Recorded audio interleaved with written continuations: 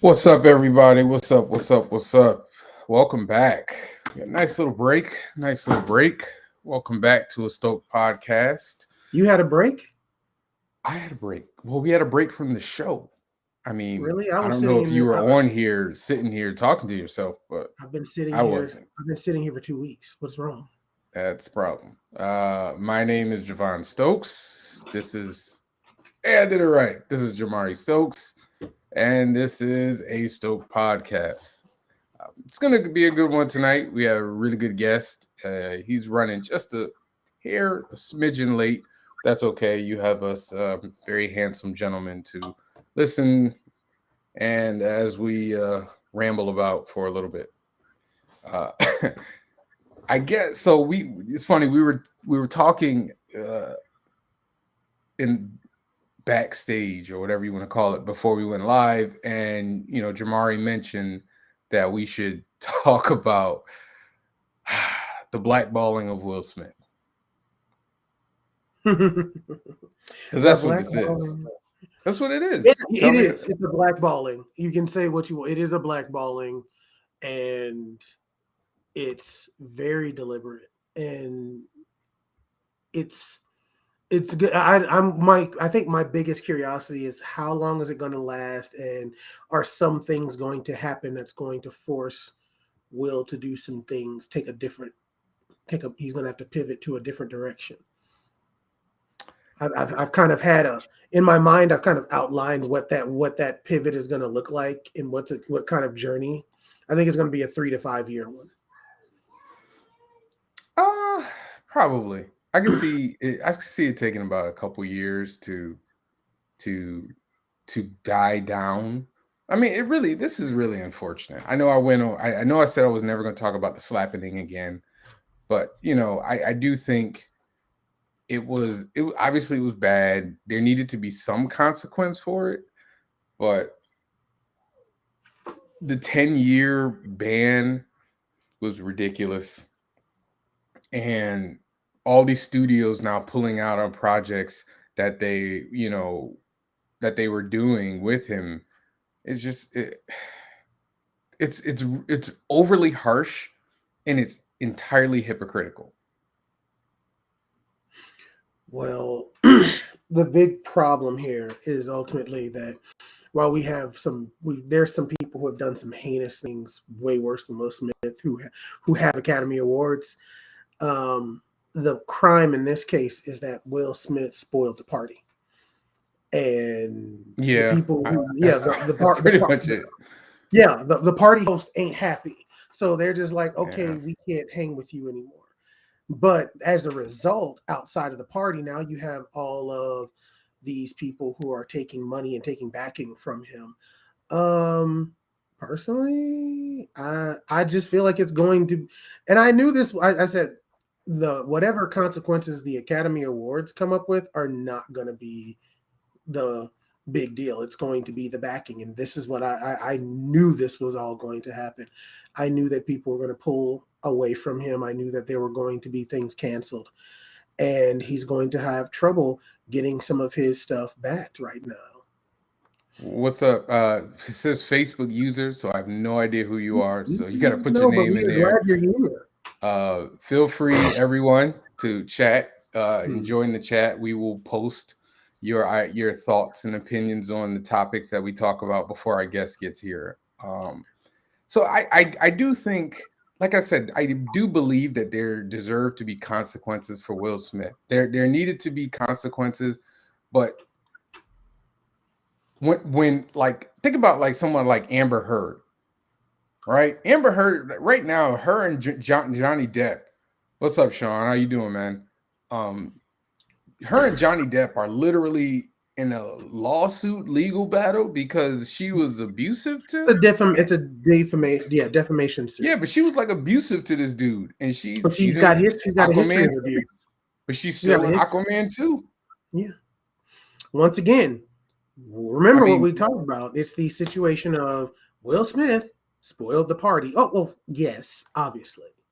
Like, I don't feel like at this point, I don't even feel we have to even mention it, but I guess it bears being mentioned. I mean, you always got to And put it out there. We all know, like well, we all know what the issue is, but it's just it gets funnier and not funny, ha ha, but funny as in like this is kind of hilarious that like Will Smith has rarely done. I don't think Will Smith has done anything wrong in the public eye ever in his career, ever. no, What's the not that we worst know of. thing? What's the worst thing Will Smith has done? What? Wild Wild West? That's the I worst. mean, if you want to That's talk about, and that's can the I be worst honest thing with he's you? ever done It's the worst to thing, and anybody. it's still like lightweight entertaining. It isn't a good movie, but I'll still watch it if it can. If it Well, comes on I don't TV. mean I meant like he's never had like a controversy. I mean, his controversy was like rumors and innuendo about him and his wife. That's like the worst thing That that has always been Will the thing. Smith It's has. always been this nebulous. Well, I heard that they like to put toast on their heads before they have sex with each other. That's always been stupid stuff like that. And then Well, you actually hold have on. his. He was slapped like a lot of people didn't know about him slapping folks until his book. Like we Yes, can say it now, he but stole. Yeah, we he didn't know spent that like a Will Smith was whole. walking around pimp slapping people. We didn't know that. He did the last time someone talked about Wild him Wild West was slapping not somebody. funny, dude. Last time he was talked about with somebody's, there was a That's a guy good who one, was a Danny. known prankster. There was a known prank dude on the red carpet who tried to do Oh yeah, he something. slapped. Yeah, like that's the worst thing. That's not like that. And that's Yeah, but not that wasn't real. even like a controversy. That was that he was assaulted. Like that's Mhm. a sexual assault right there. Like some dude So, tried to kiss him. Some dude tried to kiss me when I'm walking around downtown Hartford. They getting punched. Will Smith handled that a lot better than I would. but and again, the big thing is one because the standard that you're going to hold a black star to is going to be much higher than someone of similar status when they're white. It always has been. That's just what it is, and we know that's the case. Now, once again, I personally will always say that Will was dumb for doing, for letting it happen.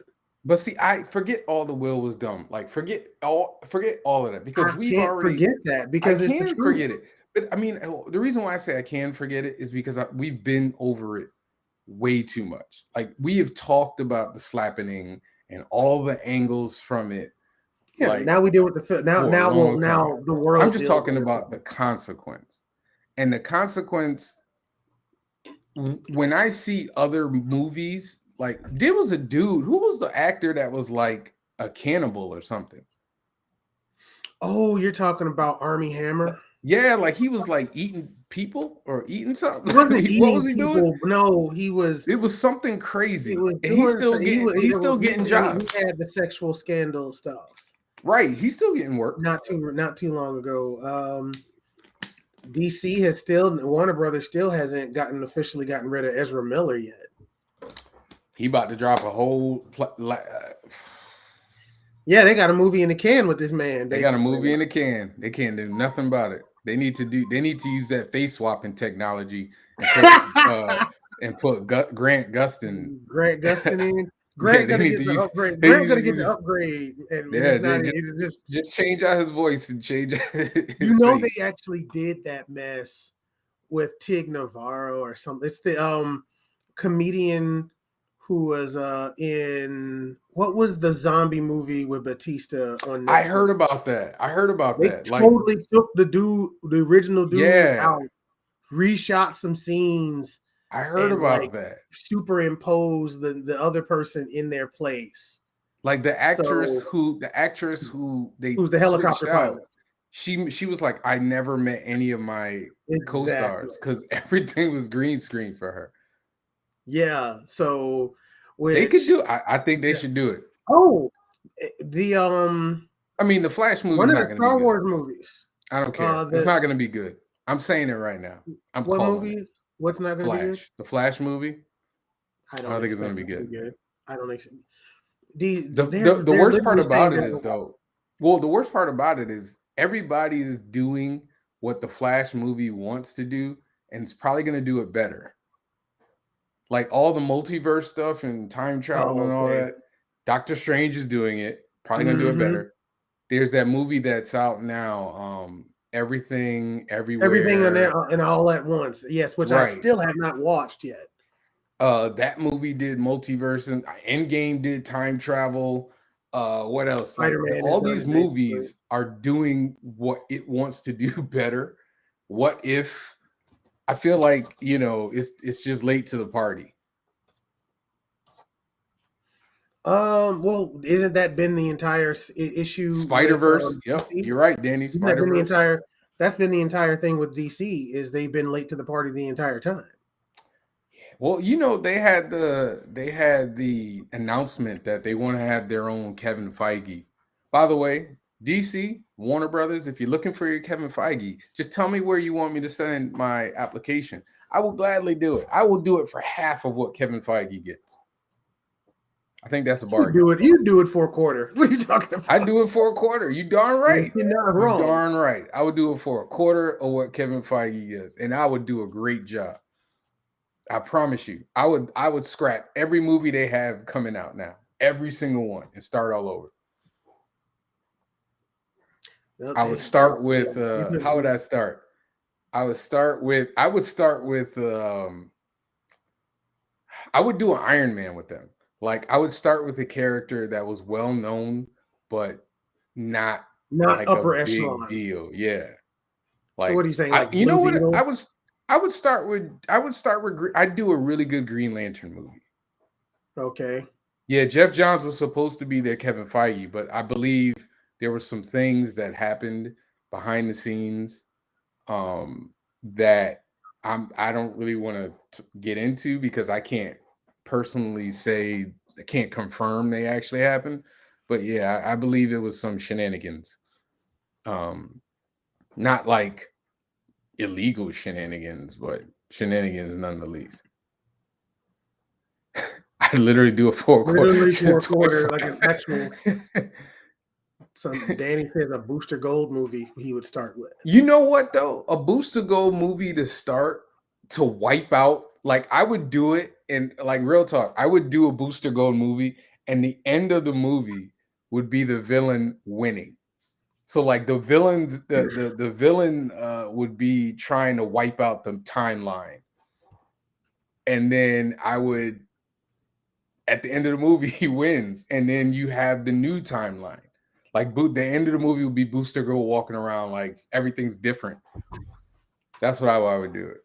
Okay. And then I would introduce, and then whoever the new Superman would be the last thing that you see. Like you'd see a new Superman at the beginning of the movie, and you see a Superman at the end of the movie. And then I'd do a Superman movie. I would hire Henry, what is it, Cavill? Cavill. I'd hire Henry Cavill. I saw somebody was saying Brad Bird. Hold on, what's Danny watching y'all on to get his name up there? I don't know. It's so weird. Like, because it's Facebook loaded in. Yeah, Facebook is weird. Hold on, hey y'all, you got a superstar on tonight. I keep hearing that Alverne is a superstar.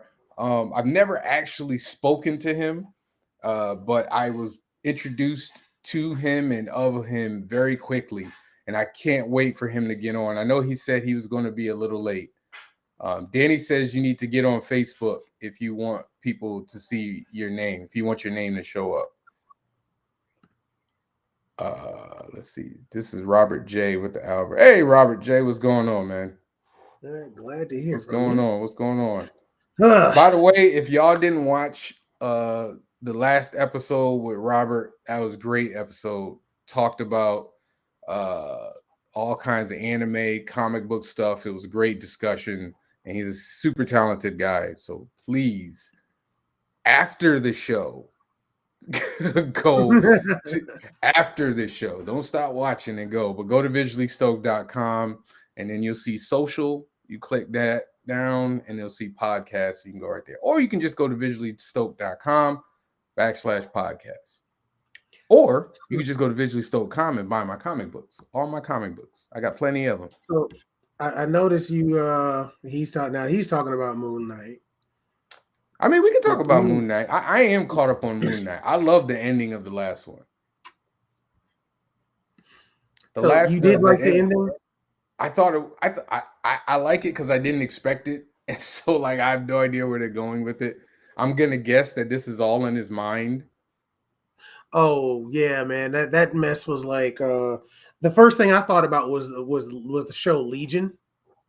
Yeah, I've never seen. I've So never seen Legion. Not one you've episode. never seen Legion? Not one I episode. love Legion. It It's looks so wild. different than what the comic book was. That it just when you go too far with me, when you go too far from what the comic book is, it turns me off, and I'm just I like, am yeah, I don't want anything to I do with am it. not the I am definitely the comic neophyte. Like I know more than the average, but no, I do not know as much as you. So something like that was enough that I could that was one of those things where I went in totally blind and just really enjoyed watching that. They had some really fun performances in that show, and I like how they played with it. It was genuinely weird and creepy, but in all the best ways. And I don't usually like creepy shit.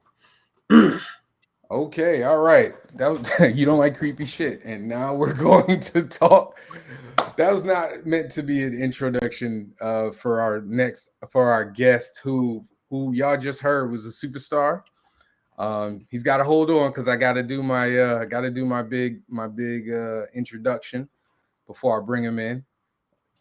All right. Tonight's guest is an incredibly accomplished writer with multiple novels, comics, and web comics, and various other material.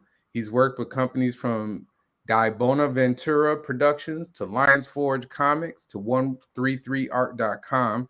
He's published multiple titles, including Across the Tracks, When We Were Kings, and One Nation, which he won the Glyph Rising Star Award, a recipient of the first ever Lumina Art Graphic Novel Writing Award. A round of applause for Alverne Ball. How you doing? Hey everyone, how you doing? Good. How you doing? I'm beautiful, man. Working as always. Awesome. Oh, we got you on the move. Oh So, yeah. like, He's like, nah, man, I got to get on the show. I just Yeah, walk and yeah. talk. That's all right, man. You walk and talk. Yeah. Don't trip. Don't run Oh into the wall. no. I'm sitting on like some rolling chair. So normally when I'm in one of those kind of chairs, I can't help but move. I gotta be like, That's all right, like man. I'm on a ride or something. If you watch my show, you always see me doing this. So I'm swiveling. So I got to swivel all the time, man. That's I what can't help swivel. it.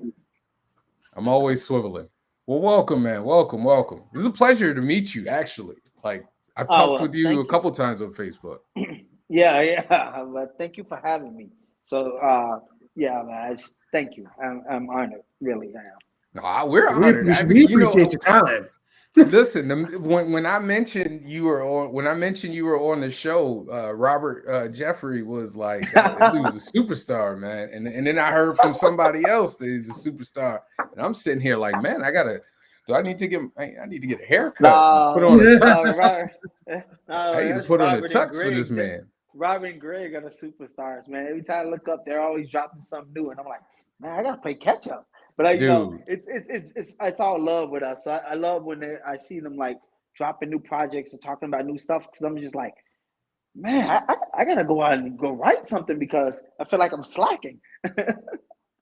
You know, it's crazy. I'll be in the middle of working on something, and then I'll see like Danny has his Kickstarter right now, and I'm like, I can't draw it faster. All right, y'all slow down. Yeah. So it's always one of those things where I'm inspired by them. I'm like, man, you know, it's a good like. I don't know if you ever remember the movie Tap with Gregory Hines. Yeah. And he goes and he meets the old guy, and they're like, challenge. There you go. So that's how I always feel like every time I see them do something like challenge. You know. All right. So before we get into it, we like to do a little bit of an interview, and then we freestyle after the interview. We'll talk about a lot of stuff. I know you love comics. We love comics, but you're also, you're a writer, right? You're a novelist. So for the people that don't know, just tell us a little bit about yourself. So I grew up in Chicago, on the west side of Chicago. I attended Columbia College, Chicago for my BA and my MFA in creative writing. And I write, I guess a lot of people know me for writing comic books, but I also write crime novels. And I write film and TV and kind of a little bit of everything else in between. Nice, nice. So And tell I'm me the about 10 your. house. Oh, sorry. And No, I'm the go ahead. first 10 house. And I'm the first 10 house graphic scholar. So Okay, that's all if that right. wasn't mentioned. All right. So I was about to get to it, but you got to it. That's okay, all okay, right. okay, All right, listen, okay, I'm all. Listen. I do my research. Um. okay. So tell me about your writer's journey. Like, where did your love of it come from? How did you get started? So my love for it came from when I was about 6 years old. My mother told me a story about the fall of Lucifer while she was giving me a bath, and I was just fascinated by that story. And so I guess I've always, from that moment of her telling me that story, I was like just enthralled with the idea of sitting around listening to people tell me stories, especially as we call them old heads. I loved like listening to like the old folks, but when you're younger, you can't speak, so you sit there to listen. You pick up Right. all these great stories. You're like, whoa, that must be crazy, that kind of thing. And then when I got a little bit older, I got introduced to Sherlock Holmes. I got that and Mary Shelley's Frankenstein. I got these two books for Christmas. One time, my grandma gave them to me for Christmas, and I was enthralled. I mean, I super enthralled. And my brothers and sisters looked at me like, "Yo, they're just books." And I was like, I know they're books. And so it was one of those things like I just always, I guess the written word has always been part of me in some way, somehow, storytelling. And then from there, I just started writing short stories, or trying to write short stories when I was in grammar school. And then I kind of gave up writing after elementary school, probably around I want to say sixth or seventh grade, I just stopped writing. And I know why I stopped writing, but I was always writing poetry and raps and stuff. But I was never writing. I didn't write short stories again. And then around 16, around my sophomore junior year of high school, I fell in love with comic books. So I got into comic books very late. And how I got into comic books was that I walked into a Toys R Us and they were selling Spawn action figures. And when I saw the Spawn action figures, I thought, oh my God, these are the kind of toys I always wish I could make. And I flipped it over and it said, based off a comic book. And I was like, wait, I gotta find out what this comic book is. And it was this comic book shop about a mile or so from my high school. So one day I just decided, you know what? Instead of getting on the bus and going home, I'm gonna get off and go to this comic book store. And I walked in, and the guys there, they greeted me, and they started showing me all these different comic books, and I got enthralled. And so every week I would take like three buses to get to this comic shop, and I would disappear for a few hours and buy comics and read them, and then yeah, just kind of fell in love with it. And then when I was in college, I got introduced to Michael Connelly's The Poet, and that book changed my life and got me back into crime novels in a way I never thought I knew I loved them, and I just started writing from there. Awesome, awesome. Your love is what's your greater love? Like novels or comics? Ooh, oh, that's hard because so my dream was always to write a novel. That has always been my dream. So I think my love I think it might have to be novels. I think in the long run, it's always been there. That's always been my dream. My dream was never to make comics. My dream was always to just write a novel. And comics kind of like filtered that gap when I found I was in love with them and wanted to make them. But I think it's always been novels, and I think that's because like my most favorite novel is The Godfather. So I read that Ooh, novel every year, at least once, maybe twice a year, no matter how many. And I've read it multiple ooh. times. I can probably quote every word for word of that book. And so, but yeah, so I think is the thing I love the most.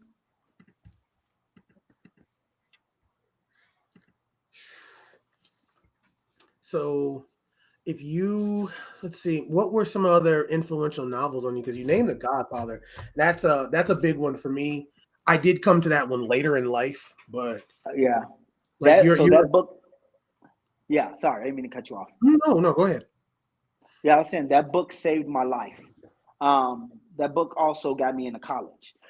So that book has been very You influential can't in just my drop life. that and then just walk away from it. Like, Right? how did The Godfather get you into college? Correct. So so two things. My essay. So in high school, I was known as, and throughout, I guess, grammar school, I was known as a problem child. Kid that had to always be corrected. And then so when it was time to go to college, I wasn't going to college. I thought I was going to the Marines. I wanted to be in special forces for a long time. And there was a mentor that told me about the school called Columbia, College Chicago, and they had this writing program. And she thought, you should try to get in there. And I thought, I'm a poor black kid, where am I get the money from? How am I go to college? And she goes, well, this school is different, because I had really bad grades. And the reason I had bad grades wasn't that I just got to a point in my life where I figured D's were passing. And so since D's were passing, that's all I would ever get, was D's. Right. And so she goes, this school, they look at your grades, but they also look at the potential of who you are and what you can do instead of just your grades. And I thought, wait, what? I've never heard of a school not looking at your grades and all your academic things. And she goes, here's the package. And one of the things in the pack was write an essay on something that changed your life or something that was influenced. And so my essay was on how The Godfather saved my life, which it did. And for people that don't know, I grew up in a very, very, very, very crime infested, very hard place in Chicago. Where the life expectancy of what I thought it was, I never thought I was going to make it to C16 at one point, And so I wrote this essay about how The Godfather, because there's all these different teachings inside the book. Like one of the major teachings that I always took away from the book was never show your anger, always show your displeasure. And I like so that. when I learned to not verbalize my anger or never let anyone know what you think outside of the family.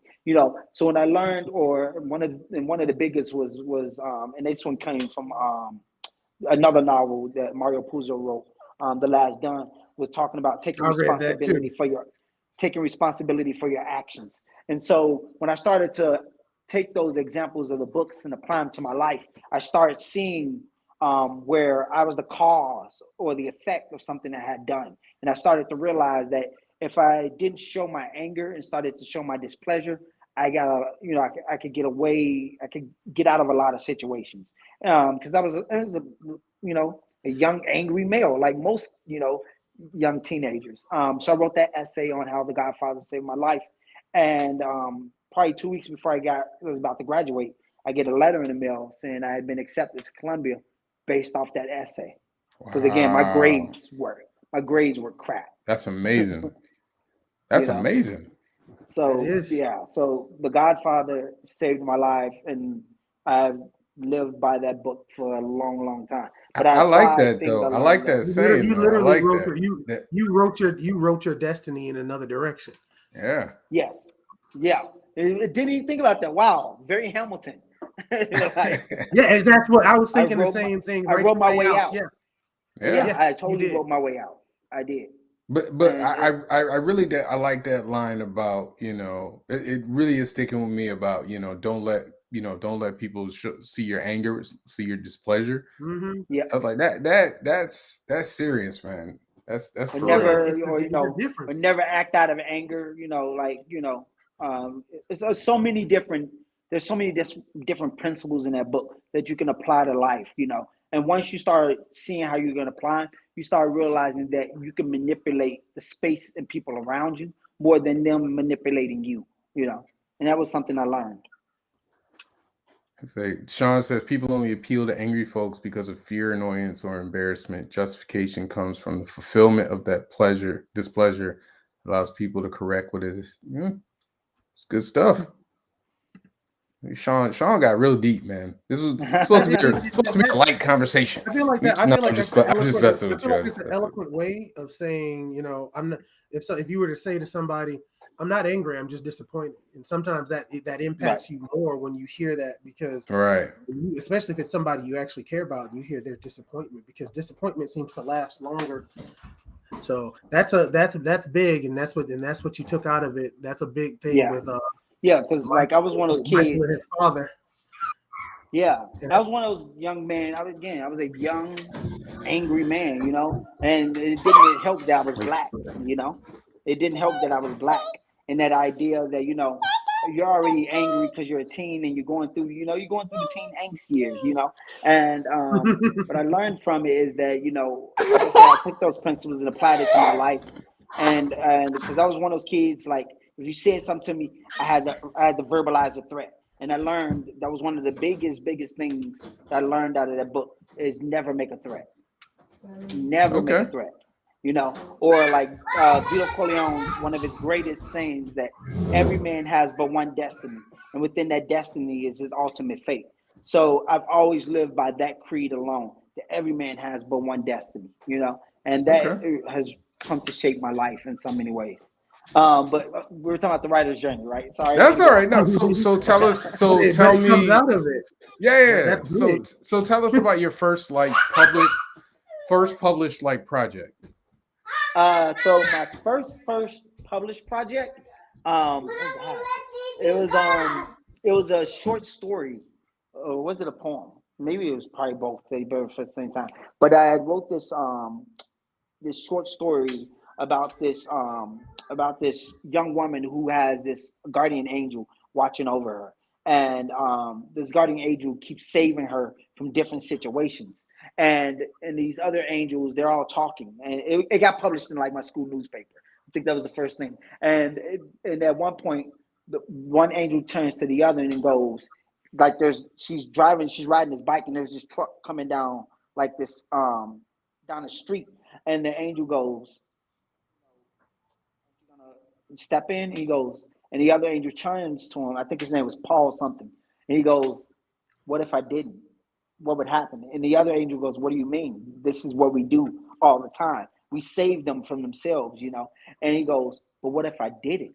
What if I didn't save her? What would happen?" And all the other angels are like, nobody's ever questioned it. And so he lets this accident happen where this woman loses her life because he wants to know what would happen. Will God come in and punish them? Will he step in, or and it's all about this idea of them being angels and the choices that we make, and kind of this allegory of us being humans. I think that was the first story I had wrote, and it got published in like my school newspaper. And then it got plastered on the wall of this like museum for a bit. So I was like, Oh "Oh, wow. okay, that's cool." Yeah, yeah. Yeah, that you It was really a did big just thing. react. You Yeah, reacting to that like it's nothing. Oh man, hey, yeah. Yeah. that's nothing. It's called That's yeah. It was cool. called That's nice. it was called An Angel Named Tom Paul. That was what it was called. There you An go. Angel Named Tom Paul. And then from there again I wrote like a poem that was called The Honored. It was about this mafia creed of the honored, and that poem got published around the same time, and I think that was it. And it's like, but I never took publishing seriously. I was just talking about this because I just went and spoke to my alma mater yesterday at a class in Chicago. Did a Zoom call, and we were talking about how, like, when you're in your undergrad, you're still trying to find your voice. You're still trying to figure out who you want to be, especially when you're young in your 20s, who you want to be as a person and as a writer. So I loved writing, but I still wasn't taking it as serious as like some of my peers. I thought, I don't know what I really want to do as a writer. And then after that piece got published, I my first paid writing gig was Barnes and Noble or Borders. No, it was Borders.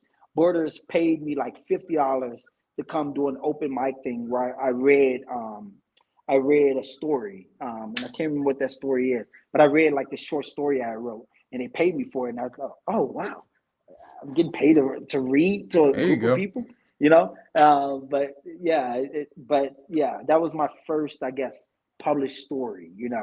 And then from there, I just started. At the same time, I had this kick for comics, so I just started like producing a whole bunch of comics at the same time. So I was doing like going to all the cons, and pimping the wares and putting out books, and I was just doing it. I don't know, I was on a super creative high in my young age. Yeah, I mean that's honestly like I know for me personally, if I were to do it all over again, I'd probably get into the comic book game a lot earlier, like college and stuff like that, because I Yeah. would have way more energy and time and everything. Right. But Right. so tell me about Across the Tracks. So Across the Tracks is the true story of it's a nonfiction graphic novel, and it's the true story of Greenwood, and as some people have known to call it Black Wall Street, which it was the nickname given to it by Booker T. Washington. And it's the story about the people that created and made Black Wall Street or made Greenwood. It's a biographical nonfiction novel that looks at the people that created and strived and fought through all of the BS to create this little section or this piece, of pursuit of happiness, as I like to call it, and most people probably know about Greenwood and Black Wall Street because of the Watchmen TV series and how they show at the beginning how it was bombed and decimated and all these black people were killed. But in Across the Tracks, me and Stacy and John Jennings and Stacy Robinson was the artist, and everyone at Abrams, what we really wanted to focus on were the people and who created this town before the massacre, and we wanted to talk about what happened or what occurred after the massacre, and less about the massacre, because what you'll find is that everybody wants to talk about Tulsa and the race massacre and Black Wall Street, but they don't like the massacre. They don't want to talk about the before or the after. They just want to talk about the massacre. And it's just like there was more to it. So Right, that's there's a what whole life. People have, right, live right, lives there. right. So that's what That Across the Tracks is. awesome. So where is it still available anywhere? Yeah, it's available in all bookstores across the world. You can also find it on Amazon or any place you want to buy a book. You can find it. It's available. So everybody, if you watching, still go get it. Across the Yeah, the Tracks. anniversary comes up in May. So Oh, the 101, because this dropped last year at the 100-year anniversary. So 101 years is about to hit in May, May 9th, I believe. okay. You gonna do anything for it? So far as I know, I'm not so far, but who knows? Things always pop up. Okay, so I'm gonna jump around here. Oh, wait, Yeah. Jamari, do you have a question? Do you have anything before I go? I guess so. What has kept you focused on writing? Because you seem to just keep churning out work. What has kept you focused, and what has made you what are the things that keep it fresh for you? So I guess I can be blunt, or Go can I be ahead, be real, blunt, as they man. say? That's No, I'm just gonna be real. God, I'm gonna say it. God keeps me focused. There was a time when I was going through my divorce where I gave up writing, and my brother had to remind me that I had asked God a couple years ago. I was going through, like every writer, you're trying to find your way, and I was going through a place where I was asking God, why can't I just come home and sit on the couch and watch TV like everybody else? Why do I have all these ideas that I'm forced to have to sit down and write? And I asked God, I said, I'm tired. And I said, I'm getting to a point where I want to give up. And I was like, but if this is what you want me to do, I need just let me know. Give me an answer, something. Let me know that I'm on the right path, that this is where I'm supposed to be doing. And the next day, I got a call from this producer where I read the script that I wrote from a friend of mine. And I thought, and after I got the phone with the producer, I sat there, I go, wait, I literally just asked God, is this the path I'm supposed to be on the day before? And so my brother reminded me of that. He goes, what did God tell you? You go, and God had told me that I'm supposed to write. I don't know how I'm supposed to do it, where I'm supposed to go with it, but the one thing I do know, God told me I'm supposed to write. That's what I'm supposed to do. And so when I sit down to write, I'm tired like every other writer trying to figure out how to make it, so that's the thing I do. That becomes my career. And but I always think about something. A great writer. I'm paraphrasing. His name is Joe Mino. He's a Chicago writer, and something somebody asked him, and I always use it as like fuel for the fire. They asked him like, "What's the difference between him and the next writer?" And he goes, "The difference between me and the next writer is that I finish." And I always took that as like, okay, that's gonna be me. The difference between me and the next writer is that I'm always gonna finish. So how I tend to write is that I get bored. I get bored, and then I got to write something else, and I got to write something else. But I'm always with the thought that I have to finish, no matter what it is. And so I come into this writing thing with the determination that I know this is why I'm here on this earth, in this plane, in this physical realm, in this flesh, is that I'm here to be a storyteller. I'm a writer, no matter what. No matter if I publish one thing or never publish anything in this, by whatever medium or genre, I'm a writer in my soul. I have it tatted on my arm that writing is in my blood because I'm a storyteller. I don't know anything else. Yeah. When people ask me like when you go for a job and they ask you for all these skills, and they go, how did you get that? The one thing I always tell somebody, I may not know how to do this. I may do this kind of well, but the one thing I know that I'm supposed to do and that I know I can do, and that's right. That's That's all right without an issue. It's funny you say that because I don't really talk about this a lot because I go to church. I consider myself to be a religious, spiritual person, and I always hear people talk about when they talk to God about stuff, and like I talk to God, but I don't necessarily hear God talk. But I feel like what God does for me, and maybe it's like a visual thing, maybe because He knows how I am.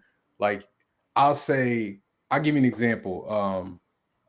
I think it was last year. Last year, I had a table for Dragon Con in Georgia, and I wanted to do Dragon Con so bad, but I was like trying to figure out the money and how I'm going to do it, and I was just like, "All right, God, either you want me to do this or you don't want me to do this.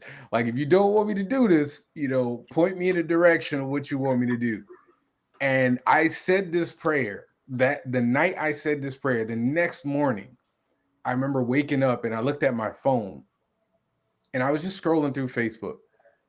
And then I saw a Comic-Con that was taking place in, I believe was it Boston? It was either Boston or Rhode Island. I'm not sure which one it was. But I had saw this Comic-Con and I was like, okay. And I promise you, like, I wish I was making this up, y'all. But the Comic-Con took place the same weekend as Dragon Con.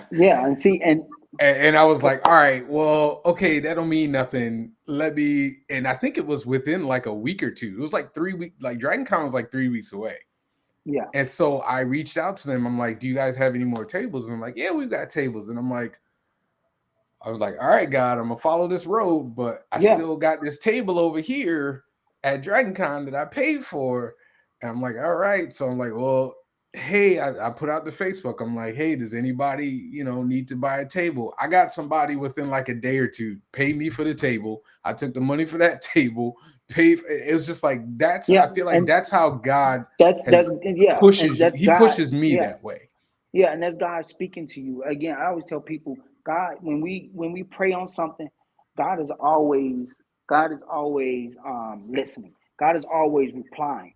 But the thing is, it's how we receive the message. It's how we listen for the message. Most of the time we get a reply, and half the time we don't hear that reply because that's not the way we want to hear it.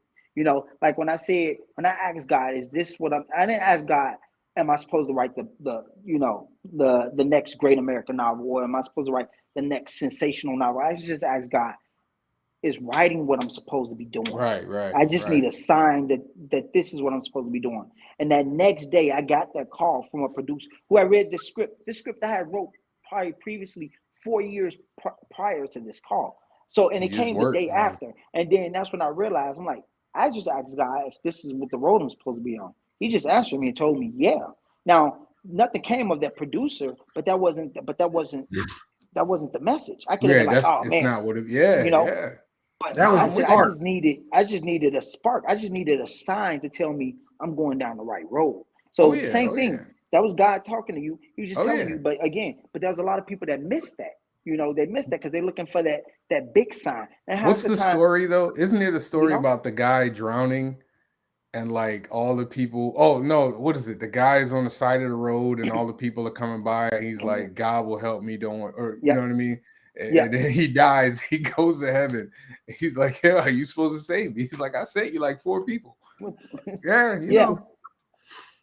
So and I love no, we good. You know, I don't mind talking about God and what, because trust me, like on this journey, this comic book journey that I've been on, there have been many a time where I have said, you know, I don't know if I'm supposed to be doing this.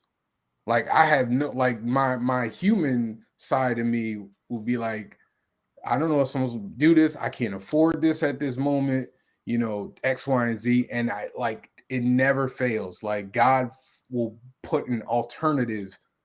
It might not be what I wanted initially, but it like that Comic-Con ended up being very lucrative for me. Like really, I did really well in it. And I ended up and I probably made more money than if I would have put all that money in the Dragon Con. You know what I mean? So, you know, it's just like I think if there's anything that you want to do that we want to do in life, and me and Jamari talk about this all the time. Like you made the point about the guy saying the difference between you and the other person is that they finish. But to me, I think the difference between me as a comic book creator and somebody who wants to create comic books is the fact that I sat down, started, and finished. Yep. Because there's a lot of people who say they want to do something. Doers and sayers. Right. Like, oh man, I want to, you know, I meet a lot of people that I meet so many people at Comic Cons that say, hey, I want to do comics too. And I'm just like, dude, I did it by sitting down at my table and drawing. I didn't have a drawing table. I had a kitchen table. Yep. I drew on my kitchen table. But so you're absolutely right. Just talking about the process of how I learned to write comics. well, go ahead. I mean, I was going to ask you more about comic book stuff, but please go ahead.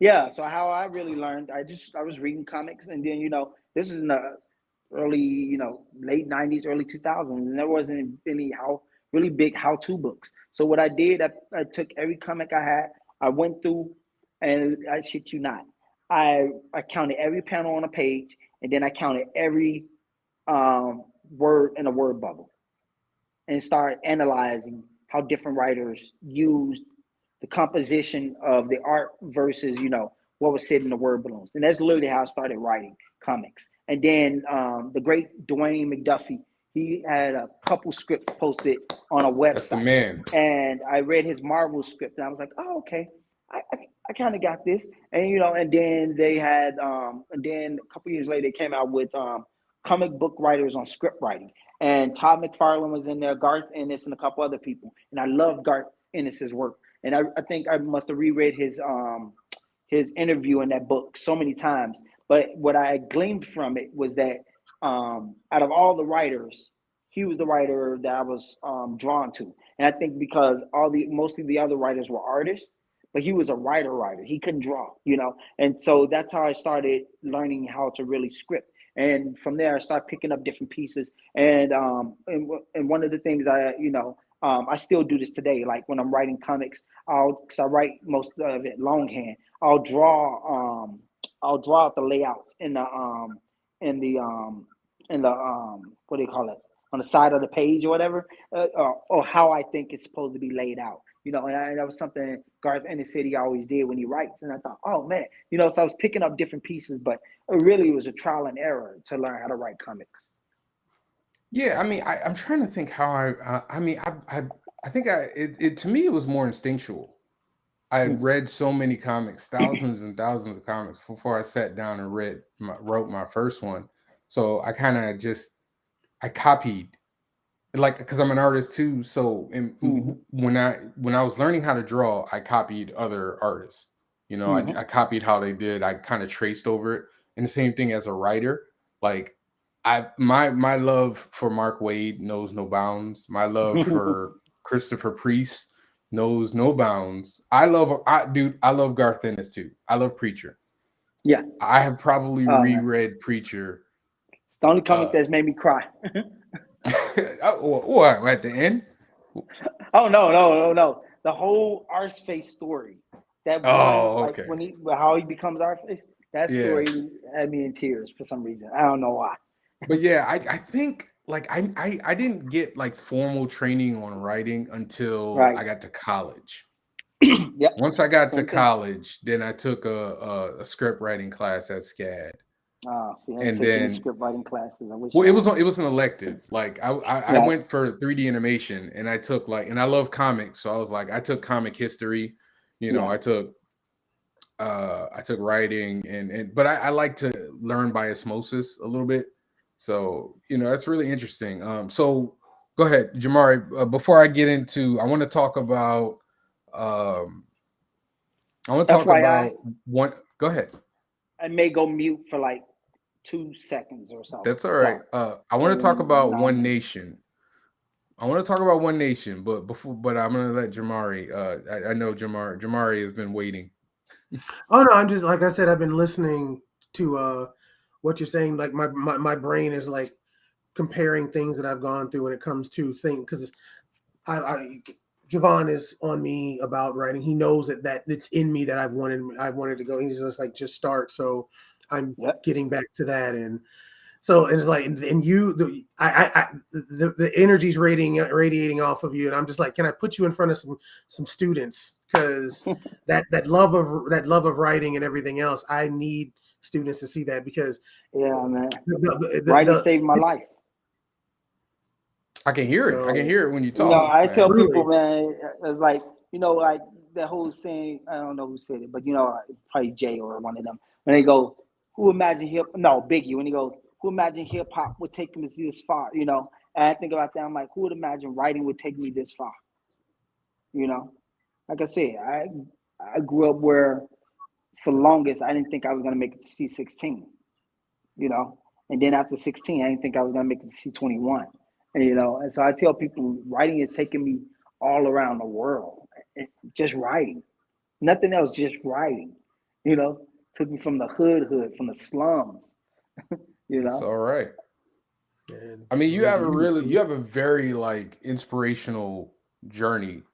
And I appreciate that because I like hearing, people finding their voice, finding their talent, and using their talent and appreciating what everything that's come from it, like all the blessings from it. So you won the Glyph Rising Star Award for a One Nation comic series. Tell us about the work and how you ended up winning the award. Oh man, so it was funny. Me and Jason met at a Comic-Con some years ago. Like they were doing one of those like mashups or meetups or something like that. And me and him met, we exchanged cards. And when you're a young writer, you're like, yeah, we do something, yeah. And you just kind of go your separate ways. And I'd never heard from him. And then one day, I was living in LA, this was like 10 years ago, maybe 12 years ago. Maybe something like that. All of a sudden I get a call. And I'm like, who's this calling me from this, this number? And I'm answering, he goes, hey, my name is Jason Reeves. I wrote this comic called One Nation. I'm like, I'm like, okay, how can I help you? He goes, you probably don't remember me. We met here. And as soon as he said it, I remembered him. Because he was the only person I had exchanged cards with. And I was like, yeah, man, I remember you. And he goes, I need a writer to work on this book, this kind of superhero. And I was in that whole Garth Ennis phase. I was like, well, I don't really do superheroes, I don't really know that world, because like I read them, but it's like I was doing like all these like, kind of noir type of things. And he goes, he's like, I was like, all right, send me over what you got and I'll read it and I'll let you know. So he sends me this encyclopedia.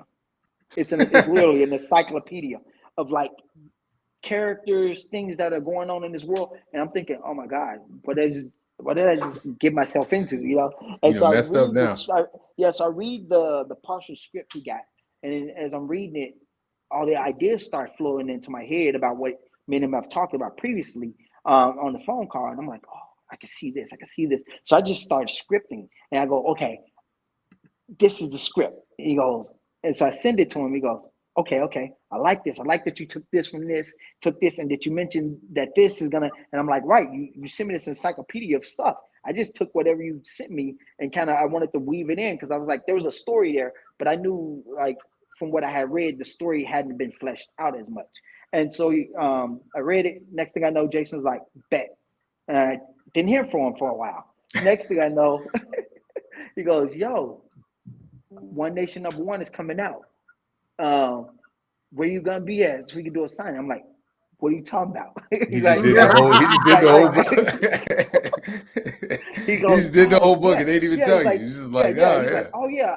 He's like, I didn't mention that I had drawn the book. It's already drawn and colored, and you're gonna put it out. I'm like, no, dude, you ain't mentioned none of that. I just thought like I wrote the script and I didn't hear from you anymore, so I thought like I had done a bad job. He's like, no, man. He's like, I'm so excited. I just went to the drawing board and I just been knocking it out. So for like 3-4 months, that's all he had been doing, just drawing and doing everything. And I was just like, I guess my script wasn't good enough. And so he goes, so after that, the book comes out. It starts, everybody's like excited about it. And so Jason goes, so you gonna do issue 2? And I was like, I guess I am gonna do issue 2. Yeah. So we started talking about issue 2, and then I wrote issue 3. I've written about 6 or 7 issues. And then in that time frame, we started doing kid carvers. We started doing something else, and then Jason has the idea. You know what? I want to do this next issue as like a double-sized book. He goes, so we got to go back and we got to redo issue 3. Now at this point, I've written like 7 issues, and I'm like, wait, what? So I was like, all right, this is what I'll do. I'll take issues 3 through 5, and I'm gonna combine them, and I'm gonna make all the story fit. He goes, how are you gonna do that? I was like, just leave it to me. So I take back the scripts and I rework everything to make it this double issue.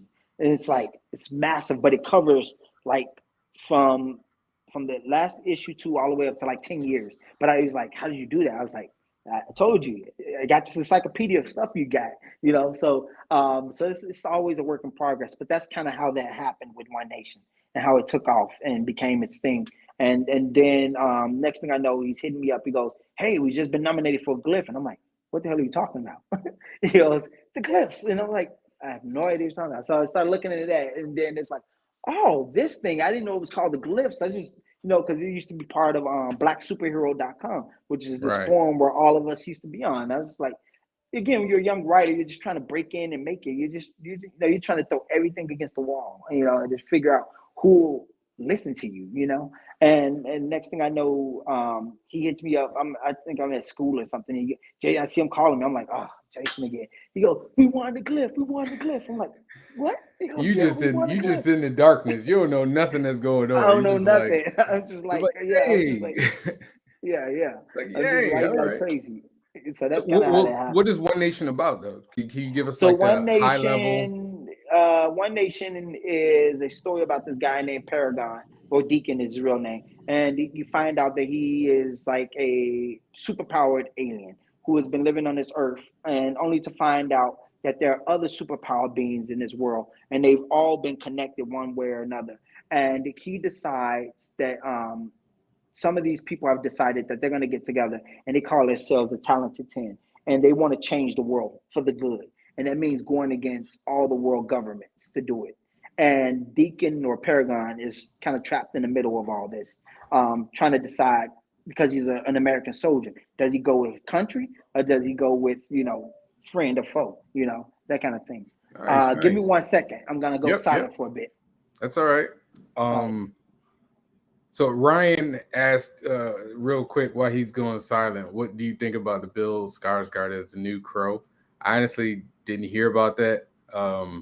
Yeah, that's news works to out me. Better. But anyway, but yeah, like I really do appreciate Alverne's story. It does, because it clicks with me, because for a long time, I felt the same thing. Like, and I know you and I, Jamari, Alverne's going to be back on, guys. He's handling his business. But me and you, Jamari, have talked. I've been huge. I've tried to encourage you like crazy to do the writing, and I understand like the first step is always the hardest one to make. It is. It I don't care what you're trying to do in life. If you're trying to accomplish a dream or a goal, the first step is always the hardest. I know for me, the first comic book I did was the hardest thing I had ever done. And everyone subsequent after that is been it's been difficult. It's difficult because it's a huge process for me because I'm doing everything. But in general, as a creative process, it's not as hard as the first one. And then there's the other component to it of, putting a piece of art out is like exposing a wound. I think about that all the time. As you both expressed in this conversation, it's the idea that you eventually want to finish, and sometimes just finishing in itself is an accomplishment. So if you taking the time out and you finally reach that journey, and then it's time to actually, like you said, put it out into the world, that means you finish, you're letting it go, and there's no more tweaking, it's out. So anytime you do that, anytime you let something go out into the ether, you want to know what you hope people like it, you hope people find a connection to what you do. So that's a big deal as a creative. That much I know. It's because it's really this thing where because I'm about to do a Kickstarter for this book Strong that I'm about to put out, and I know for me, even as a writer, artist, or whatever, even colorist, when I look at my artwork, even when I know, like, I can look at a page and be like, I like this page. This page looks good. Even within that page, I can see every flaw or everything I could have done a little differently, or I didn't because I didn't have enough time or something. And when I put something out and I have people come and they tell me they like it, it makes me feel good. But when I initially put it out, in my mind, all I can think of is, they're gonna see that thing that I didn't do right, and they're gonna be like, "This is terrible because of it," and it's gonna ruin the whole thing for them. Like, that's how I look at everything. Like, it's hard for me to take compliments, but that is like a coach. I swear to you, this is because the little bit of coaching I've done, I've never heard. I've never been in a situation where I was harder on, the other coaches were harder on a team than when we won. If you listened after every practice when the head coach talked, you would have thought we were the worst team on the planet. And then, that's a little different, though. That's a little different because you're seeing. Well, no, it's different because as a sports, somebody's playing a sport. Like, for me as an artist, I have to. Alverne's coming back. Like, okay. It's different because I don't. How do I put this? Like, sports requires you to never think. You guys hear me? Like, yeah, we did. Yes. Yeah. Sports required is a competition, right? Yes. Whereas like comic books, yes, you are, or comics or creative stuff, yeah, you are quote unquote competing with other people, but you're not really competing with other people. Like, Alverne's stuff and my stuff can exist together and make money together. Correct. And you know what I mean? Like my stuff and Danny's stuff, or my stuff and Morgan's stuff, can exist and be out there, and we can all win. We can all make money. But when you're in a sport, like, everybody can't win the championship. You're not wrong in that regard, but I think, but what the reason what I bring, the comparison I'm bringing is the fact that you can never be satisfied, even when you are winning. And that's where I was getting to with it, is that the teams that we were dealing with, those teams were talented, they executed well, but when me and the other coaches are sitting in that room and we're watching those films, all we can see are, well, we could have done this better. We could I have see had what a you block, mean. and we would have, boom, that would have opened up another 65 yards, and we have another 7 points. And you see the flaws, even though you are still, even through the victories, you're still seeing the flaws, and that's the connection that I see with this, because when you guys, you got to let that thing go, and you got to put it out there. And you just said yourself, you see the flaws in the thing, and someone's telling you, man, this is amazing, I can't believe it, and you're just like, oh, I could have done better on that cover, or I could have tweaked this to have made this character more understanding. So there's a guy who bought, what did he buy? He bought one of my covers. Was that at Dragon Con? No, not at Dragon Con. This was at Terrificon. This was in Connecticut. He bought one of my covers. And I know, I know I did a good job on the cover, but I see all the flaws within it. But this dude loved it enough to pay, I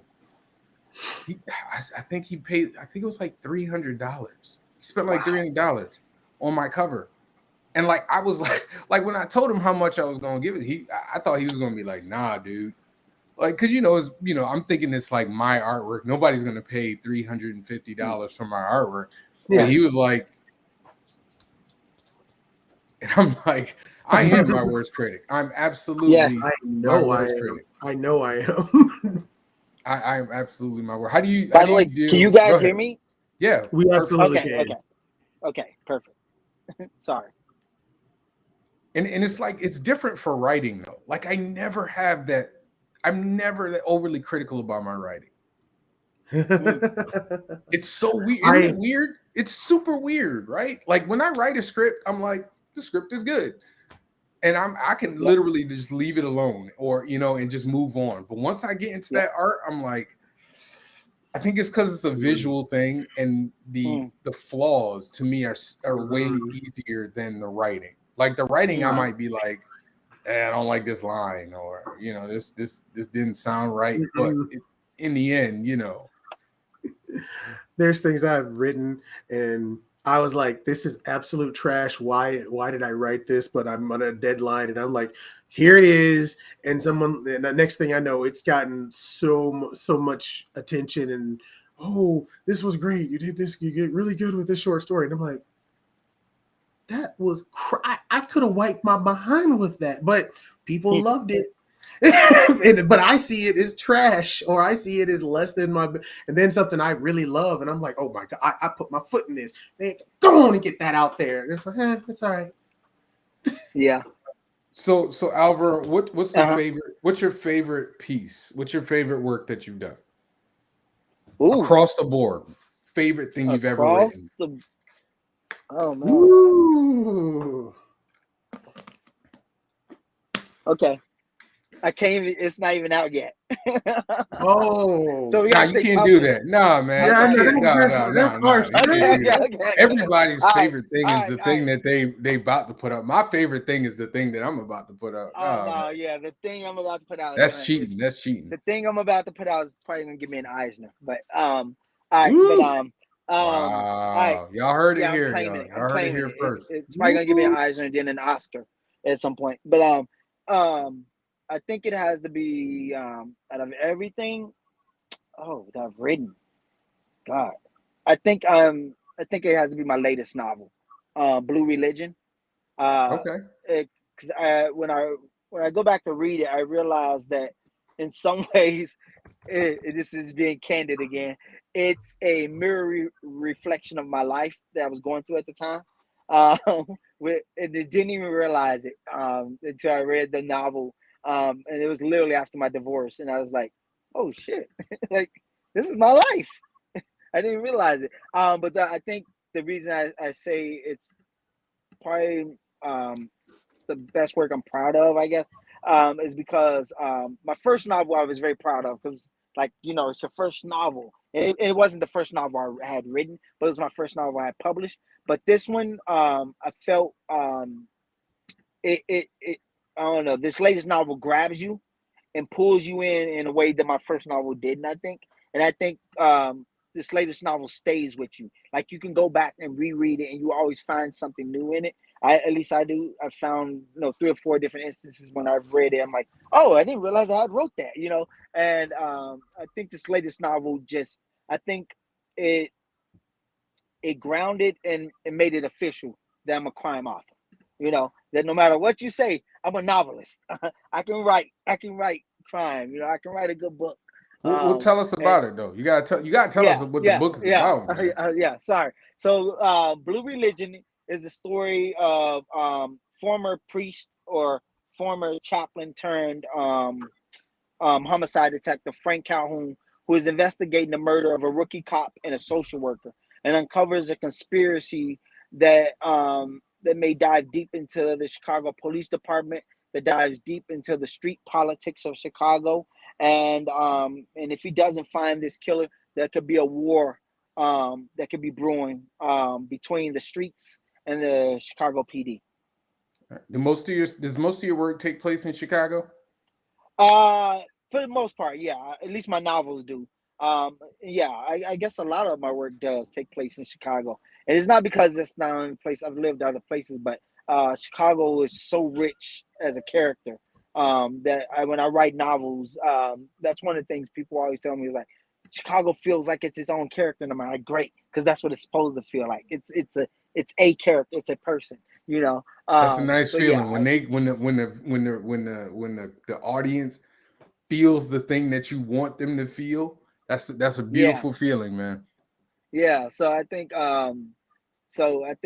right now that my latest novel is probably the thing I'm most proud of, and because it was one of those things where, again, I was writing it and it was a mere reflection of my life. But when I go back to read it, I find something new. And I think it just hit me about a month ago. Random reader reached out to me and was like, I just read your novel, and it pointed out all these different things. And I was just like, about how Chicago is this character and all these different things.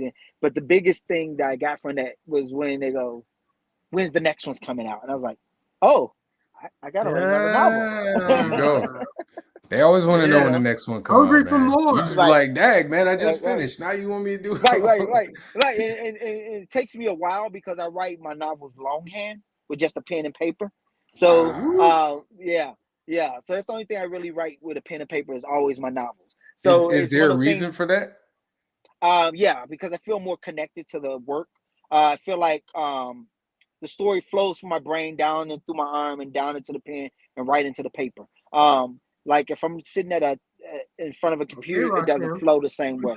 Yeah, it doesn't flow the same way. But when I'm writing with pen and pad, man, it's just like I can feel every writer has a rhythm. And that rhythm is the dictation of your voice. So when I'm writing with a pen and pad, man, I can hear it. I can feel the rhythm. I can see everything. The characters and the spaces of where they're supposed to be, everything is clear to me. But when I'm at a computer, it's like I just go blank. I can't see anything. Okay. I mean, everybody got that. Listen, I know a lot of comic book artists are doing digital now. They issued pencil and paper. I still use pencil and paper. Like, it's really hard for me to just draw on a computer because I need that feel. I need to feel the paper. I need to be able to turn the book. I get that. I totally get it. I think that's my most proudest work. I think so. Okay, far. All right. So far. All right. I have to find it. I have to find it real quick. All the other stuff. No, I get you. Wow. I mean, I am enjoying this conversation, man. I like talking to create. Obviously, I do this because we like talking to creative people. We love hearing their process. What's your process? Like, do you have where do your ideas come from? When do they best come to you? So I'm gonna speak on this because I've been speaking on this recently. So God gave me a gift also. This is what God gave me, what I call the Ray Charles effect, and I say that because I see story like Ray Charles heard music. Usually once I get a word, from that word, a whole world comes alive for me in a way that I'm starting to find doesn't happen for everybody else, and what I mean when I say I see story is that I don't see it as just like this linear thing. I'm always seeing multiple levels and in different mediums and different genres when I write. So how I write is usually it always comes to me with a pen and pad, and usually it'll be like some random word. Like I'll see, like from driving, like how I got the idea for one of the mangas I'm developing was that I was riding by and it said made by God, and I read that as MAID, and I was like, oh, and like boom, and I was like, okay, I got this thing, I got this, oh, so stuff like that, or like when I did Virgin Wolf, I was walking up a street and I saw the name of a street said Virginia, and Virginia instantly gave me Virginia Wolf, and I was like Virgin Wolf. That's kind of how it. And from there, Virgin Wolf, is the story of Virginia Dare, the first child to be born in America, technically, and so it's just like all these different avenues started to come together. So for me, my process is kind of a bit different. It just comes to me, and it comes to me in random ways. Like this morning, I woke up and I was just laying there, and all of a sudden, I started thinking about swords for some reason, and then all of a sudden, I had this title come across my head. It was called "The Last of the Real Swords" or something like that, and I was like, "Wait, what does that mean?" And all of a sudden, I started thinking about it, and I was like, "Oh, it's like this other." It would be like this show that came out a couple years ago. I was like, man, so close, but it just happens weird like that. Just yeah.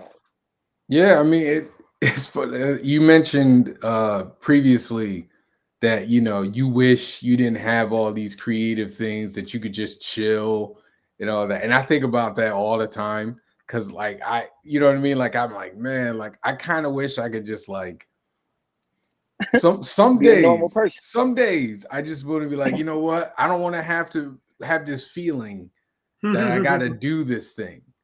Like Right. I don't want that. Like I want what other people have, where like they go. Sometimes I just like I'll go to my job, I work my job, and I come home, and I'm home.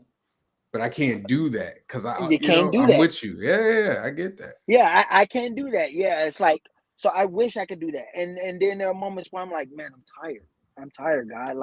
Like this past 2 weeks, no, 3 weeks, dude. I've written so much content for so many different things. I'm just like, people are like, how did you do that? Like, why did you do that? And I'm just like, because I go on these creative bursts where I get very bored, and then when I get very bored, I get very creative. And so I go on these creative bursts where I'll pump out a lot of content. Like, and what I mean by that, like in the last month, I've written one, two pilots, one feature, and two comic books. You know, Wow. in 1 month. I was just going through a phase where I was like, okay, I gotta get content, I gotta get things done, and I'm one of those people like when I'm working on something, I work on it, and then I get to these like slumps where I'm just working on one thing, and I'll get bored. I'm like, okay, I gotta work on this other thing, and then I'll start realizing, oh, I got 3 things done, but none of them are done. Okay, I gotta get them all done, and then I'm like, and then I'll just start hitting them, and then I give self-imposed deadlines because none of this stuff had to be done. And usually, like, if you know anybody that writes pilots, then they'll talk about how it sometimes takes weeks and months to write these things. But I was just like, I was on this creative like high, and I was like, boom, boom, boom, boom, boom, boom, boom. And I was like, okay, we gotta do this, and that kind of thing. And then I'll hit a wall, and I'll be like, I'm tired. And the reason I'm so tired is because I will be up to like, let's say midnight, 1, 2, probably max in the morning, writing, knowing I gotta get up and go to work at 8 o'clock in the morning. So I'm like, why did I put myself through that? Or on my That off was me. days. That was me before my Yeah, son. man. That was me Right. before my See, son. right. And then when you got kids, it's even harder. And Nah, yeah, so, I had to put a oh cap on man, it. So I have a cap on it for myself. you're Like smart. You're smart. I wish I had done midnight that is my earlier. cap. Like I wish I had done that earlier. so like before my son, I would work Uh-huh. till like 1, 2 in the morning. Yep. Like I even did like all nighters. Like I would Yep. just like I know there was there was a Comic-Con coming up, and I had a book that wasn't done, and I worked for 3 straight days. and I mean 3 straight days, like no sleep, Mm-hmm. like coloring. I was doing a coloring for it, and I just like did not sleep. And that's Yeah. prior to my son. Now, like I tried it, I can't do the You 1, can't 2 do it. o'clock. Yeah, yeah. Nah, man. I'm like, well, my cap now is like 11:30 right. And because so he might yeah, wake dude. up in the middle of the night. You know what Right. I'm saying? He's 3, but he still gets up in the Still middle get of the up. Yeah. night. So that's for y'all folk with no children, no chilling. Yeah. No, I got Yeah, 2 kids. I got two I kids. can't I Yeah. can't But I do get that. you. I get you. Yeah, I get you. I Yeah. can't So do that it's anymore, man. I can't do nah. those. Not when I gotta get up, man. Yeah, and there are moments where I'm like dead tired. I'm like, why are you pushing yourself? Like my brain will be like, shut off, stop. Yeah. Like, and I'm Mm-hmm. like, okay, this is when I gotta walk away. And then usually it's at a point where I know I'm not writing. Like I'm going through the idea of trying to figure out what the story is, but I'm not writing it, or I'm writing it and it doesn't. It just feels very sluggish, like nothing is happening. I know nothing is happening, so I'm like, yo, you gotta need the rest. You Yeah. gotta walk away Yeah. from this because Yeah. nothing's happening. You're just writing to be writing to put something down, and there's nothing happening. You know. But yeah, my propensity to create, um, it's on that Michael Jackson Prince level type of thing where I'm just man, I started like seeing things and I'm like, and I'm always thinking about story and more than one medium usually. So I'll think of a comic and then in the midst of me writing that comic, I'll be like, man, this could be a really cool movie. And then my brain's like, yeah, it would be, but you gotta finish it. And I'll be like, Mm-hmm. I bet I'll take that challenge. And then I was just like, or like my mind would be like, man, this would be a really cool game. Write this idea down because one day you're gonna get a chance to write that game. And, so my mind is always thinking of like transmedia and the idea that this one thing can become multiple things. And I'm always like, my mind is just always about the story. Like, can I tell like for Dime, the Choose Your Own Adventure manga that I did. Right now, I'm writing an audio drama based off characters that are in Dime. And then in the same breath, I turned around and was like, man, a friend reached out to me. He's like, I do VR games. I'm like, yeah, I got an idea for a VR game based off these characters that come from the same graphic novel. And for those that don't know, Dime as I said, is a choose your own adventure manga about a private investigator named Eddie Puss who is searching for the killer of this wealthy socialite, or you have to choose to find the murderer, to find the murderer of this young prostitute, and then in the process, you find out that the two worlds collide, and he is the thing that kind of brings the whole case together. But also, Oedipus is a play on the word Oedipus, Oedipus Rex, being one of Sophocles' great tragedies that he Right. wrote. So there's a whole bunch of play. Yeah, I'm always playing see on stuff That's like all that. right. I love stuff like that, Shakespeare and all that stuff. So yeah, Mhm. So before we get into the final segment, yeah, we yeah. have some fun, Sorry. and I want to hold you because you're sitting in your Oh car. no, you're good. No, you're good. You're good, man. But You're we good. could talk. We're gonna talk a little bit more. Oh man, I forgot what I was gonna say. Oh, um. So you said you like crime, Yeah, um, crime stories and crime novels and stuff like that. yeah. Is there another genre that you like that you dabble in more? So, because I know you say you don't really do superheroes, right? Right. I mean, I do them, but right. I think Garth Ennis tainted me. Yeah, Like he he don't tainted like so many other superheroes, people. man. Right. And it's not that I don't like superheroes. I love Batman, but I don't consider Batman a superhero because he has no superpowers. Oh, we're I not gonna do get like into that. We're not gonna get superheroes. into that discussion Right. right here. We're I not like gonna do that. superheroes. I like superheroes. I just don't. I think I'm at that. I think I'm at that point of why Garth Ennis made The Boys because I get it. Like I want to do like even now, like when I watch the Marvel movies, like I'm at a point where I'm like, okay, these are all great. And now I'm at a point where I'm like, I'm tired of being in space. Bring me back to Earth and make this Earthbound, and then I'll be back into superheroes, that kind of thing. So anyway, sorry, you're asking a question. No, I was just saying, which Is genre do you? Which genre there, is there? A genre, another genre other than like crime stuff that you enjoy writing? well, right now I'm trying my hand at fantasy. But it has of course a asterisk next to it. I have a novella coming out. It's a fantasy crime novella. Think Lord of think Game of Thrones meets True Detective, I guess, or something like that in that vein. That's an interesting. So That's an interesting yeah, mix right yeah, there. Really? yeah. So That's a nice little pitch, man. yeah, That so I write. I like to write fantasy or try my hand at it. I'm also doing a fantasy comic, or probably end up being a graphic novel, with artist Serena Guerrera, and it's called Gills. Something we've been working on for a couple years, and we're finally, I think, finding the time. I think the climate is right for it. But it's about a young girl who discovers she's the sole heir to this magical armor, and she bands together with this group of unlikely heroes, and they traverse this world trying to collect these pieces of armor while being pursued by this merciless mage who wants to collect them so they can bring about this darkness, basically hate personified, as this evil darkness that's kind of sweeping over the land. Persona what, 5. Yeah, so hate is personified. So so yeah, so yeah, it's basically about, really, the story really is about these different races or guilds that once came together to stop this thing called Shadowzar the Blighted. And you find out that Shadowzar is basically hate. And after they thought they destroyed him, over the course of like 100 years, all the races have broken apart and they've kind of hated each other for different reasons.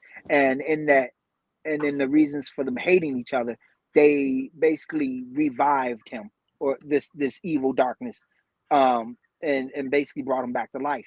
And he feeds on that hate. And so it's really, at the core story, is really about race relations. That's really what it is.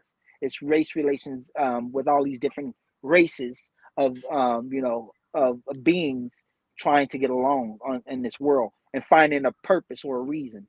And only to find out there's this young girl who doesn't know that she is the sole she's the sole heir to this, not only this legacy, but like to this kingdom. And then kind of the world is kind of forgotten that she's the princess or the queen, or that she comes from this bloodline, and that kind of thing. okay. So yeah, I'm always No, hey, listen, man. I'm like you got. I'm so interested. Is there a place where, before I get into the last segment, is there a place where people can buy your stuff? Is there like yeah, a they can all. central place, or is it? If you go to Amazon, you type in my name, everything I probably have worked on this will pop up. Or you can go to my website. It's the same thing. Alverne Ball, and that'll pop up. And they'll give you, if you want to read scripts like I did, an Avatar: The Last Airbender script. AlverneBall.com. Yeah, yeah. I wrote an Okay. Avatar: The Last Airbender script a couple years ago that really touched on. This was before they did this comic, but it answered the question: what happened to Zuko's mother? And what I was proposing at the time was that, what if there was a whole nother nation of and what if Toph wasn't the first metal bender? What if the world thought she was? But what if there was a nation of metal benders and they used capoeira and they were all black? And what if Toph wasn't the first? We just thought she was the first, you know? Okay. Would love to see it. I So know All I right. wouldn't So have been. y'all heard the man. AlverneBall.com. Going to get the man stuff. That's what we here for. We here for supporting our creatives, especially our black creatives. I don't know if there's nothing yeah. else I do. Yeah, and right now I just pitched the YA graphic novel that I'm hoping. It's called Aviana Cruz and the Cask of Magic. I mean, and the Cask of Power. It's based about a young black girl who gets tasked with protecting all of magic throughout the world. It's kind of like Carmen Sandiego meets Harry Potter. So We'll see. You know, you sitting here talking about everybody else and all their projects and how they be prompting you Right, to. see? I'm sitting here going, all right, man. Now I gotta work. Now I gotta stay up till 1 a.m. because this That's because man of Greg and going, Jeffrey. this man going to put out a book in the next 20 minutes after he get off the show. He going to drop another book. So I guess I got to sit here and figure out my next book. Dang, man, come on now, slow down. Give us a chance to catch up.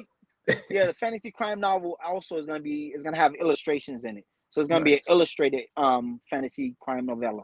But yeah, hopefully the first in a series of books that I'm working on that I want to do. Slow down, man. Give me a chance to catch up, man. I'm trying to be where I you even at. talked about the film stuff. Listen. We always gonna want you. We gonna want you to come on back at some point. No, you got so many things you're throwing out here. With I know we don't even get a chance to talk about ideas and stuff, and I'm like, hold up, Persona 5. You work too much to be playing a game like Persona 5. What you know about that? That's 150 hours, man. This man got books out like a Jamaican got jobs, man. Right. Slow down, man. God, slow down. All right, so if you watch the show, at the end of the show, I do this to every guest. I'm sure you know of the other podcasts I do, Top 5 Live, Top 5 Nation. I'm sure you've partaked, watched, and seen us act like fools and argue with each other. And every week we come up with a topic and we all come up with our lists. We don't get at each other on this one. We don't get at each other. But I'm gonna give you a topic, and I want you to give me your top 5 in no particular order, if you don't want to. And then I'll try and give mine, and Jamari gives his. We just have a nice conversation about it. This is we're not. I'm not gonna treat you like Danny and Morgan. I'm not gonna do that to you. So your top 5 tonight. I'm actually gonna put a twist on it because I was gonna do something different, but I'm gonna do a little twist. Okay. Top 5 writers. And you can use comics. You can use comics. You can use whatever. Okay. All right. Mario Puzo. Jonathan Nolan. Okay. Which one did the Batman? Which one did? Wait. The Batman that just came out? No. I meant who did is it Chris or is it Jonathan? Jonathan does the writing, if I'm not mistaken. Right. Jonathan Nolan, because he wrote The Dark Knight, and I love his writing in Westworld, and he's from Chicago, which is funny, right? Because Chris Nolan is known to be from England, his brother, but he's from. But if you ever meet Jonathan Nolan, he has a Chicago South Side accent, everything about him. I love all of his work. That's 2. I can't think of his name. What is it? The guy who wrote 7. I can't think of his name all of a sudden. God, what is his name? Nah, I can find that out for you.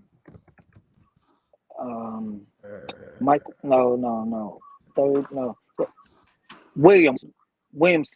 Can I think of his name? Written by Andrew Kevin Walker. Yeah, Andrew Kevin Walker. Love his work. Okay, that's 3. Okay. Flannery O'Connor. Okay. And Arthur Conan Doyle, I guess. No. I'm gonna take that back. Charles Johnson. Okay. All right. It's pretty good. Jamari? I can give you 3 right now. Jamari, you can give me 5. I can give you my. I'm not like if he can give you 5. If he can give us 5, you can give me 5. Do you need a minute? Walter Mosley, right off the bat. Okay. Just because. Yeah. I read Easy Rollins. Easy Rollins. When I discovered Easy Rollins, I was just like, "What is this?" And I read Devil in a Blue Dress before I watched the movie, and I was like, "What is this?" That's one of the most novels I read. Sorry. Mario Puzo, definitely. Godfather hit me. I watched the movies, but then the movies didn't have the effect on me until after I read the book. And I read a couple of his books. I kind of got obsessed. Chuck Palahniuk, the guy who wrote Fight Club. I've read a ton of his. Read Fight Club was one of those things, and I fully admit I have a better understanding about those books now than when I was reading them when I was younger. But Fight Club hits. I read the book.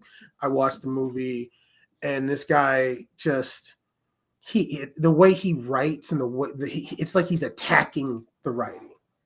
It is really abrasive in a lot of ways, but I love it. Okay. And I usually don't.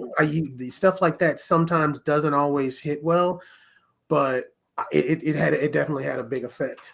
That's 3. I'm gonna mess her name up. Tomi Adeyemi. She's the woman who wrote Children of Blood and Bone, The Virtue and Vengeance.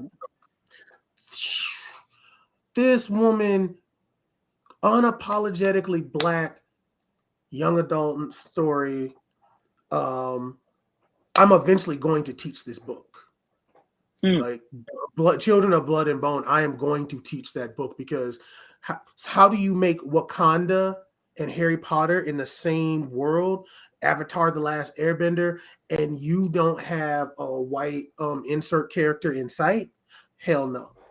She put her foot in it. Okay, all right. I gotta pick that one up. Did I say Alex Haley? Alex Haley. Okay. Did I say Alex Haley? Because the man probably he put 2 of the biggest influences I've ever had. Roots was one of the first big things I read. Going into 8th grade, I get my grandmother's copy of Roots. I'm sitting in her living room, and I'm like, this book is. She sees how much I'm reading it, and she's just like, you take it with you. And I mainlined that book. Then he turns around and he wrote the autobiography of Malcolm X, and then he does Queen. So he's taught Black people how to trace their legacy. Right. All right. Oh, so. That's my wife. I'm gonna give. Here's a shout out to my wife. My wife's watching. Queen. What's up, love? I love you. Yeah. She's yeah. So this is my wife's first time commenting. So let's all give her applause. Yeah. Thank you for joining the movement. All right. Oh, my 5. So full disclosure. Go ahead. Full disclosure. I don't read as many books as I would like to. And I love reading. The problem I don't read a lot of books is because I'm doing other things. And I don't mean doing other things like, what I mean? I'm drawing, I'm usually writing, like I'm doing other creative things. So for me to sit and read, I read comic books because I can kind of get through them quickly. You know what I mean? I can kind of, I can read one comic in real quick. But I do love reading books. I don't get to read as many. So, Stephen King. I love Stephen King. Pretty much every movie that's been out, I've read the book. And I love The Stand. The Stand to me, The Stand influences so much of what I write to this day. It's not even funny. Once again, Mark Waid. Mark Waid has this talent of distilling a character down to its essence and then telling you something new about the character. I love Mark Waid. And I've probably did this list before and did it differently, but whatever. This is a Stoked podcast. There was somebody I had no idea. I had to leave off the list. Wait, where is it? Where is it? Right here. That's our last name's right in there, so we can do whatever we want. Dwayne McDuffie. From comics to TV to whatever, the man can write. Man, this Justice man League epilogue. Oh my gosh! Every the Justice League changed my whole idea. He writes a great Batman because I think he did the episode where with 10 dies too, right? Yeah. That to me, when people talk about what Batman is, I'm like, watch that episode. Yep. Watch that episode. Batman is not right behind it is the epilogue. Right. Batman is not the dude who's beaten up, like overly angry all the time. Like Batman, that's Batman. But anyway, what's that? 3? I gotta look at my bookcase. I'd probably go Alex. I'd probably go Alex Haley. Okay. For Roots.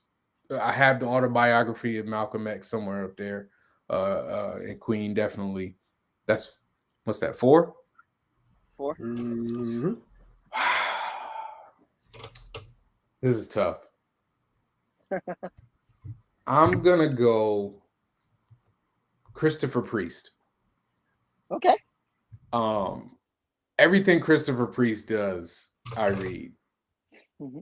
He jumped on Justice League. I read Justice League. He did Black Panther. I got his whole run over there, which I've read repeatedly. He just has a way of writing where it doesn't sound like anything else in comics. It's so singular and distinctive. And I love the way he plays with time. And it's crazy. I didn't put any writers from movies, and that's so hard. It's so difficult. It's a hard top 5. If most people don't know who screenwriters are half the time. So yeah. I barely know anybody. I can't even write. I try to find out.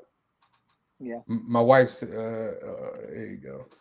My wife has thrown in her Ava DuVernay. Yeah. Yeah. Oh yeah. Ava, what's the Netflix show with the 5? Yeah. That was heartbreaking, man. That's how you write, man. that she kills it. She kills it. If you're watching, come on the show. Come on, we love talk. But yeah, man, I love you. We've talked to a lot of artists on this show, and I appreciate talking to writers because my brain works on both sides because I do both. So I ask you, this is the last question of the day. All right. There's always this big controversy, not controversy, but it's this ongoing discussion on Twitter. Who, for comic books, who's more important, the writer or the artist? What do you say? Neither. It's the reader. No, to the creation of the comic book. That's a cheat, man. Okay, You're cheating. Don't stop cheating, man. Come on now. Don't cheat. Oh God. I'm gonna have to say it's the artist, and I'm a writer, and I love writing. But for art, that would like a writer, I could take that same story, write it out, describe it, and it could be a short story.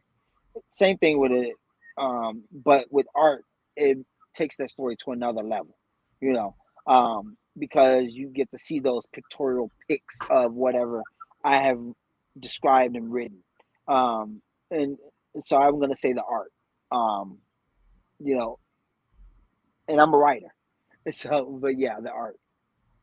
Yeah, it's really I think it's an interesting discussion, and I could probably get into it deeper. And as for me, and I do both, though I always take art because if you take the art away from a comic book, it's a novel. It's not a comic anymore. Yep. Like I can draw a comic book with no words, and it's still a comic book. Comic book. Yeah. Now there's the larger discussion that they've been having about what's harder, to write a comic or to draw it. And I still think an artist, because I could write a comic. I could write a comic script in half an hour. I can't draw a whole book in no half an hour. Can't in a half hour. No, it's art. It's always art. It's so hard. The art takes time. All right, man. So we're not gonna hold you. So if you want to tell everybody, any new stuff you got coming out soon, this is the time, man. Like I said, see the floor to you. Yeah, like I said, my The Butcher of Eataway comes out in July. I think probably a week before Comic-Con or right around Comic-Con. Which Comic-Con? So they'll become San Diego. Sorry, you gonna be there? Down. Yes, I'm going to be there. At least. Wait, you gotta tell me, are you gonna be at any cons coming up? Not that I know of, other than that one so far. Okay. No, I haven't decided to go back into like con things. And a lot of that is because I'm writing a lot of TV stuff right now and film stuff. So it's been focused on that side of the creative, I guess, plateau right now.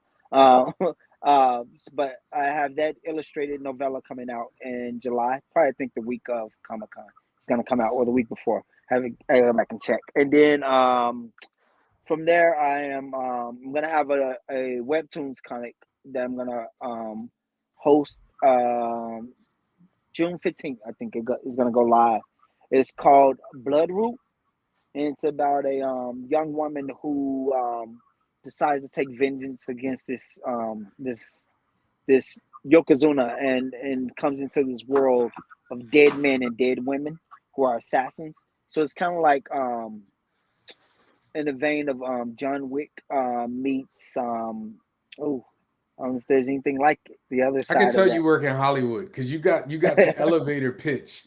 Yeah, this meets this down to a science. Right. I can tell, dude. So, but it's about I don't want to give it away. When you find out, you ain't got to give it away. You ain't got to give away. Don't give away the whole thing, man. So that'll. I think June 15th, and then I think that's it for now for what I have going on. Yeah, man, you gotta let us know. Let us know when stuff drop, man. We'll have you on, and you can. We could definitely get because we haven't even gotten into your TV stuff, so we could definitely get into that, man. But definitely. we do. But yeah, that's what I got right now. We do thank you for coming on. I mean, I can't speak for Jamari, but I thoroughly enjoyed this conversation. We're gonna do the Stoked Podcast applause. Thank you so much. But yeah, we appreciate your time. We do appreciate the time of everybody who comes on the show.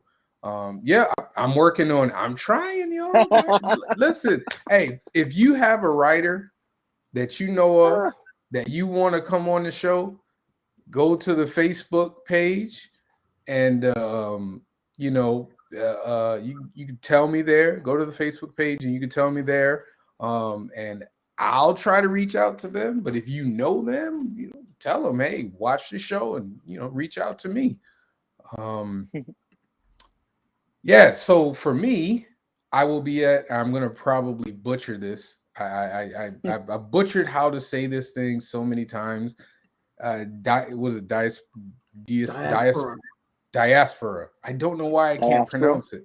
I'll be at Diaspora Con this Saturday at Quinnipiac North Haven campus from 12 to 6. Come on out, buy some copies of Heat. I'm always gonna be pushing my book Heat. I will be there selling pretty much everything I have and some prints. And then next week we have Taisha Blue of Perfectly Imperfect LLC. She's going to come on and talk about her business and how she influences and works with young women and encourages them. And I'm looking forward to that. Alverne, thank you. We got to collaborate. I try to collaborate. I keep talking. I want to collaborate with everybody that comes on my show and do something. But we got to do a short story or something, man. I was going to say, I might have something that's actually, since you said that, as soon before you were saying it, as you said, collaborate, something popped in my head that that I've been thinking about submitting for heavy metal, and I need a black artist on it. I want a black artist. Listen, man, you got my DM, man. You slide in the DMs. It ain't dirty. Yeah. This ain't dirty. No. This is work. This business. Come on, come on, man. I'm down. I forgot to mention. I'm teaching a comic book writing class next month for the Chicago Writers Association. So it's going to be a Zoom class. So if you want to learn how to write comics and in the beginnings of how to, transition that into writing film and stuff, I'm going to be talking about that and teaching a class on that. Yeah, if you're watching, you can find Alverne on Facebook. He's out there. Yep. You can go to his website. I'm gonna put the website up IG again. And everything else. I'm on IG, yeah. I'm gonna put the website Twitter, up. all that. Find him out there. He never shies away from expressing his opinion.